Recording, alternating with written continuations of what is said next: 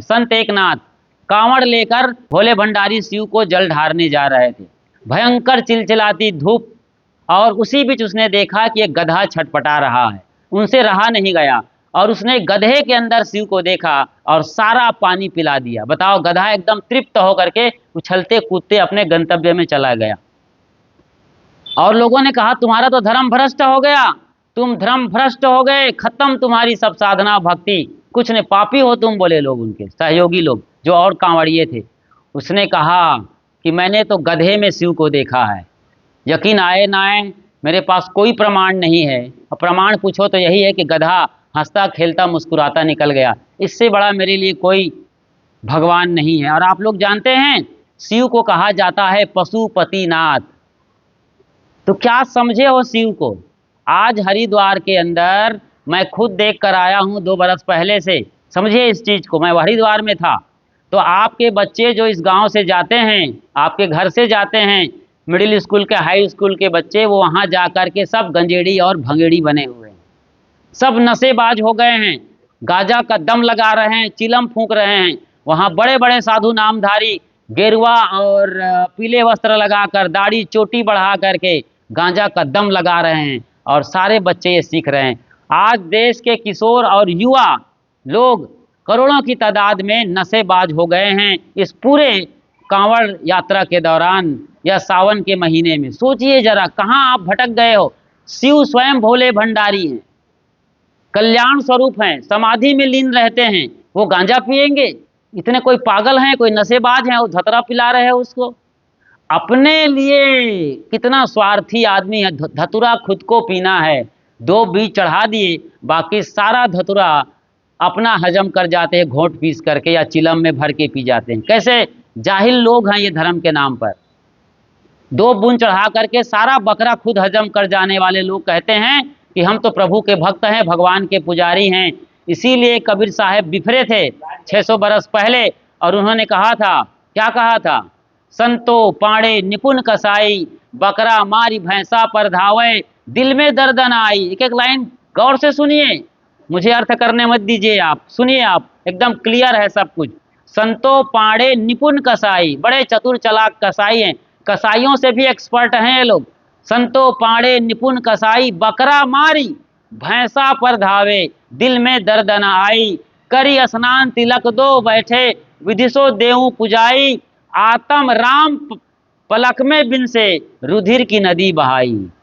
बताइए, आत्म राम मार मार के आत्मा को, आत्म मार पखाने ही पूछे, इनमें किछौ न ज्ञाना। कबीर साहब ने यह भी कहा है, अति पुनीत ऊंचे कुल कहिए, सभा माई अधिकाई, इनते दीक्षा सब कोई मांगे, हंसी आवे मोहि भाई, पाप कटन को कथा सुनावे, कर्म कनावे नीचा। तो इस तरीके से धार्मिक बदमाशियां सदियों से चली आ रही है इस देश में। धार्मिक बदमाशियों के जाल से निकालने का काम कोई किया है इस जगत में, सबसे ज़्यादा व्यापक रूप से दुनिया को घूम घूम कर अलख जगाया है। जैसे कबीर साहब स्वयं कहते हैं, देश विदेश से हाँव फिरा, गांव गांव की खोरी, ऐसा जियरा ना मिला जो लेवाए फटक पछोरी। लोग नहीं मिलते सत्य को समझने वाले, लेकिन साहब दुनिया घूम कर आए, गांव गांव की गली गली खोर खोर वो यात्रा किए हैं। व्यापक रूप से पूरी दुनिया को घूम करके साहब ने अलग जगाया है। शायद वो अकेले हैं जो पूरी दुनिया घूम करके सत्य का प्रकाश फैलाते रहे और धार्मिक बदमाशियों के खिलाफ जबरदस्त बिगुल फूंकते रहे। धार्मिक बदमाशियां कैसे होती है इस देश में, उसे मैं एकदम क्लियर तरीके से बता रहा हूं। 2019-2020 का ये साल कोरोना का साल रहा है, और आपने देखा है कोरोना के दौरान सारे मंदिर, मस्जिद, चर्च, गिरजा घर, गुरुद्वारा, जहां जाकर के आप अपने प्राण मांगते हैं, भगवान से मिलते हैं, स्वर्ग, बेहिश्त और जन्नत जाना चाहते हैं, किसी पैराडाइज में जाने का सपना देखते हैं, उन सारे देवालयों और तीर्थ स्थलों पर बड़े बड़े ताले लग गए थे। किलो किलो भर के ताले, 5-5 किलो भर के ताले लगे हुए थे। और ये जो धर्म के ठेकेदार हैं, पंडे, पुरोहित, मुल्ला, मौलवी, पोप, पादरी, जो आपको पान तमाकू के भांति मुक्ति बांटते हैं, मोक्ष बांटते हैं, जन्नत, बेहिश्त, पैराडाइज बांटते हैं, न जाने और क्या क्या भोग और मोक्ष देते हैं, या जो आप चाहते हो वो सारा कुछ देना चाहते हैं।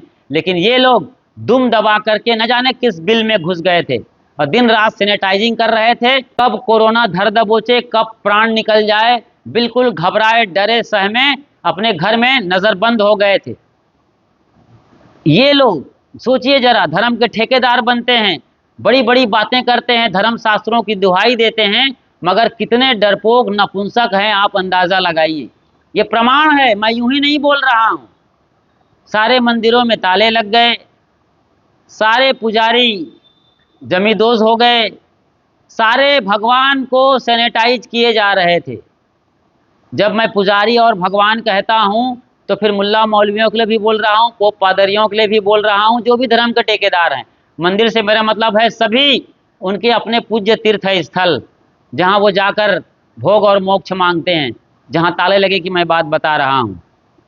तो ये सारे लोग जमींदोज हो गए थे और जो उनके भगवान हैं, जो आपके भगवान हैं, जिनके आप हजारों नाम लेते हैं, कोई परमात्मा और परमेश्वर कहता है, कोई भगवान और ईश्वर कहता है, कोई अल्लाह और पैगंबर कहता है, कोई उन्हें लॉर्ड और गॉड कहते हैं, इन पर सैनिटाइजिंग हो रही थी, दवा का छिड़काव। ये कितना दुर्भाग्यजनक है कि आपके भगवान को भी दवा छिड़काव किया जा रहा था प्रिकॉशन के लिए या प्रिजर्वेटिव के तौर पर या उनके प्राण बचाने के लिए, जो वाकई बेजान हैं।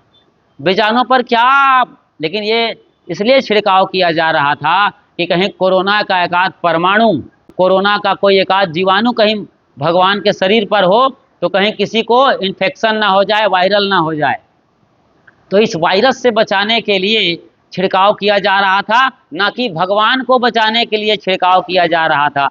ये भी आपको अच्छी तरीके से आज समझ जाना है। और कोरोना के दौरान बताइए, आप अपने भगवान को सर्वशक्तिशाली कहते हैं, सर्वशक्तिमान, सर्वव्याप्त, सर्वज्ञ कहते हैं, मतलब उनके बगैर पत्ता तक नहीं हिलता। तो फिर कोरोना कैसे चाइना से यहाँ हमारे देश में एंट्री कर लिया? भगवान को नहीं पता था? 33 करोड़ देवी देवाएं हिंदुओं के ही, बाकी औरों को तो छोड़ दीजिए आप। लाखों करोड़ों की तादाद में भगवान है इस देश में।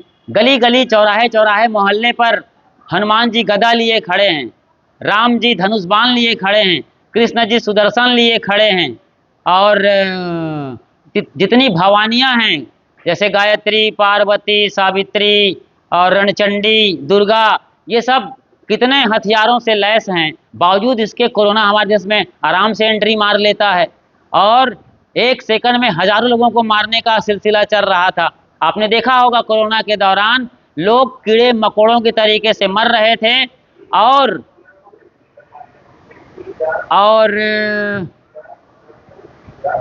जेसीबी से खोद खोद कर, नाली बना बना कर लोगों को लाखों करोड़ों की तादाद में नालियों में पाटा गया।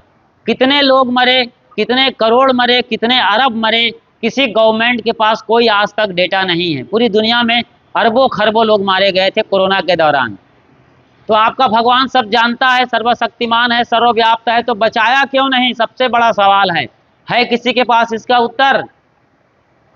किसके पास उत्तर है? क्या उत्तर है बताइए, नीचे कमेंट बॉक्स में लिखिए आपके कोई उत्तर है, या हमारे नंबर 7974664365 यानी लास्ट में 365 दिन हमसे बात करिए।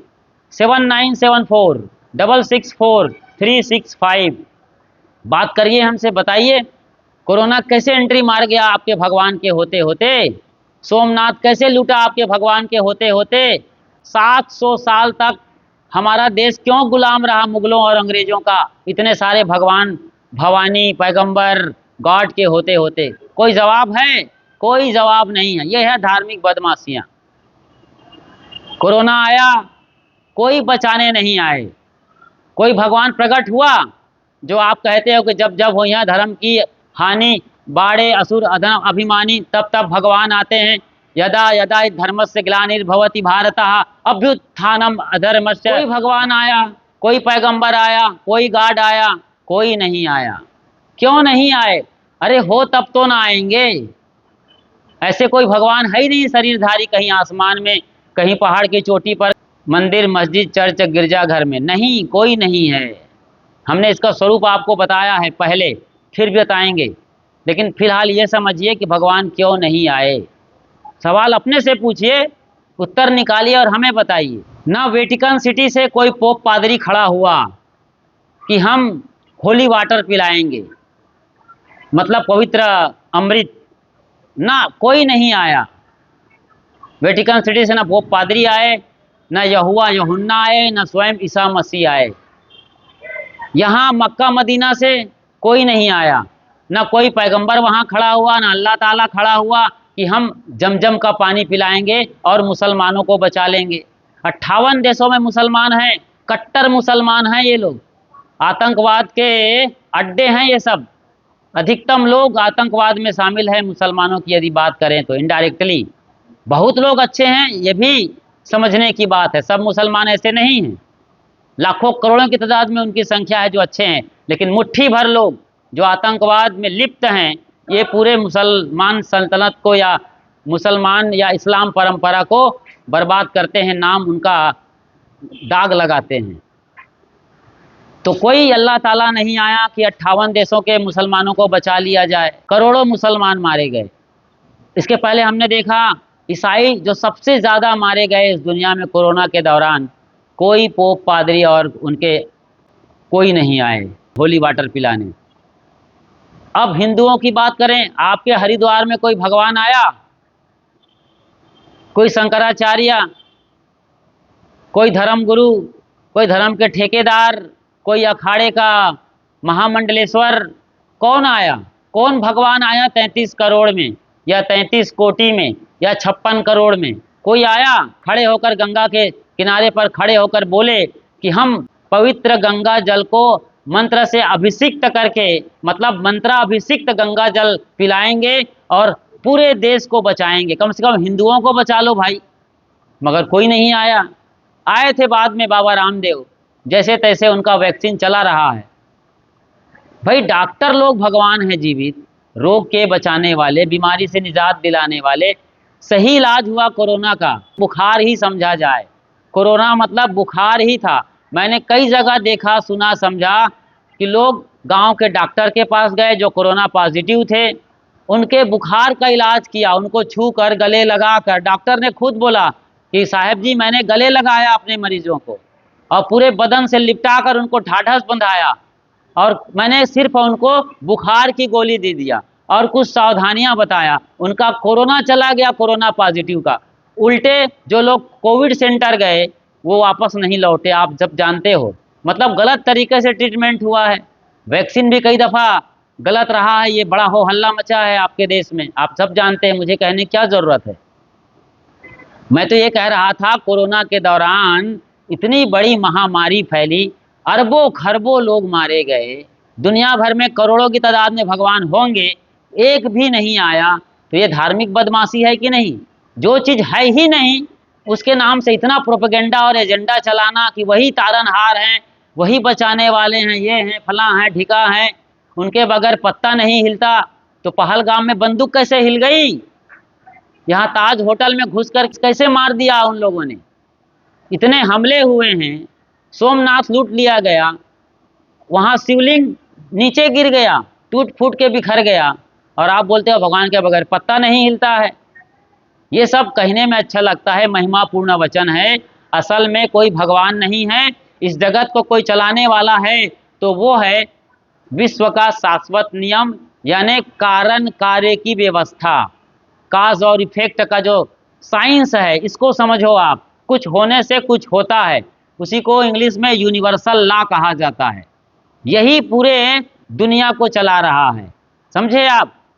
जैसे गुरुत्वाकर्षण के नियम से न्यूटन ने खोजा तो हमने ग्रेविटेशन फोर्स कहा, उसके पहले नहीं जानते थे क्या नाम है, चाहे गुरुत्वाकर्षण बल कहो चाहे ग्रेविटेशन फोर्स कहो, इसके पहले कुछ पता नहीं, तब भी दुनिया चल रही थी। इसी बल से आसमान में चांद और सितारे लटके हुए हैं, एक दूसरे को खींचे हुए हैं, एक दूसरे को बांधे हुए हैं, और ये दुनिया चल रही है, समझ रहे हैं आप। तो दुनिया चलती है कुदरत के कानून से। कुदरत कोई आदमी का नाम नहीं है, प्रकृति ही परमात्मा है, इसे समझिए। एक बीज जमीन में जाता है, उचित नमी, खाद, पानी और हवा मिलता है तो धरती का सीना फोड़ करके वो बाहर आता है और विशाल बरगद का रूप ले लेता है। इसमें भगवान की कोई जरूरत नहीं है, बस सही एटमॉस्फेयर मिलना चाहिए, नमी, खाद, पानी, ऊर्जा, हवा, प्रकाश मिलना चाहिए, बस।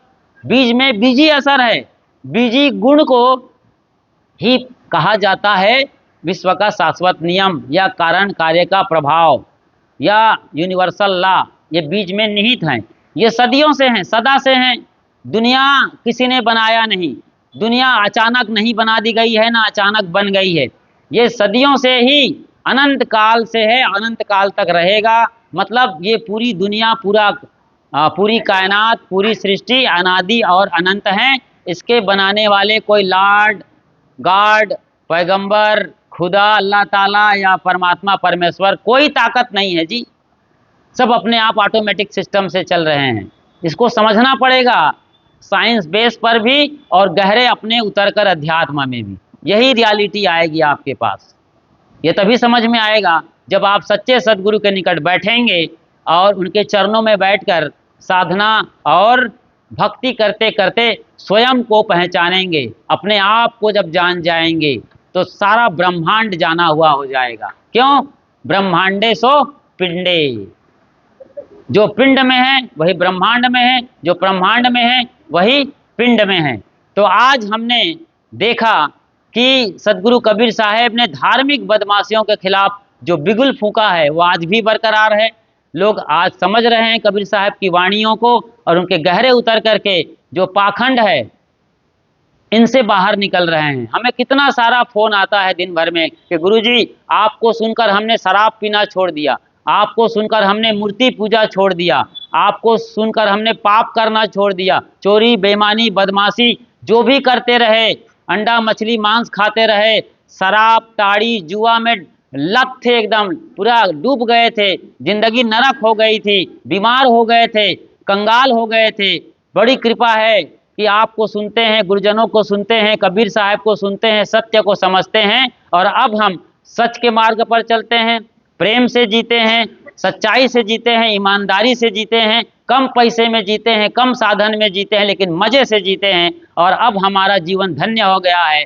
इसीलिए कबीर साहब ने कहा, चाह गई चिंता मिटी, मनवा बेपरवाह, जिनको कछु नहीं चाहिए सोई शहंशाह।